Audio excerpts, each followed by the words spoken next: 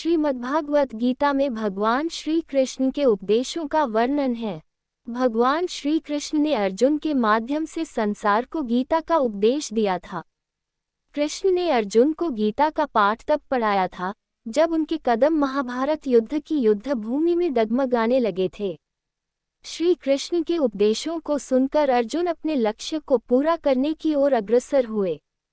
कहा जाता है कि गीता में जीवन की हर एक परेशानी का हल मिल जाता है। गीता में कही गई श्री कृष्ण की बातें आज भी जीवन में आगे बढ़ते रहने की प्रेरणा देती हैं। ऐसे में किसी भी परेशानी का हल पाने और जीवन में सफलता पाने के लिए गीता की कुछ बातों का ध्यान रखना चाहिए। माना जाता है कि जो भी व्यक्ति गीता की इन 5 बातों का जीवन में अनुसरण कर लेता है, वह हर काम में जरूर विजय हासिल कर लेता है। ये रहे गीता के अनमोल उपदेश, जो जीवन को नई राह दिखाते हैं। फल की इच्छा छोड़ कर्म पर ध्यान देना चाहिए। गीता में श्री कृष्ण ने कहा है कि मनुष्य को फल की इच्छा छोड़कर कर्म पर ध्यान देना चाहिए। मनुष्य जैसा कर्म करता है, उसे फल भी उसी के अनुरूप मिलता है। इसलिए व्यक्ति को अच्छे कर्म करते रहना चाहिए। स्वयं का आकलन। श्री कृष्ण के अनुसार व्यक्ति को खुद से बेहतर कोई नहीं जान सकता, इसलिए स्वयं का आकलन करना बेहद जरूरी है। गीता में कहा गया है कि जो व्यक्ति अपने गुणों और कमियों को जान लेता है, वह अपने व्यक्तित्व का निर्माण करके हर काम में सफलता प्राप्त कर सकता है।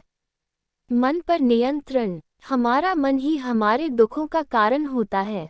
ऐसे में श्री कृष्ण ने गीता में कहा है कि जिस व्यक्ति ने अपने मन पर काबू पा लिया, वह मन में पैदा होने वाली बेकार की चिंताओं और इच्छाओं से भी दूर रहता है। साथ ही व्यक्ति को अपने लक्ष्य को भी आसानी से प्राप्त कर लेता है। क्रोध पर काबू रखें।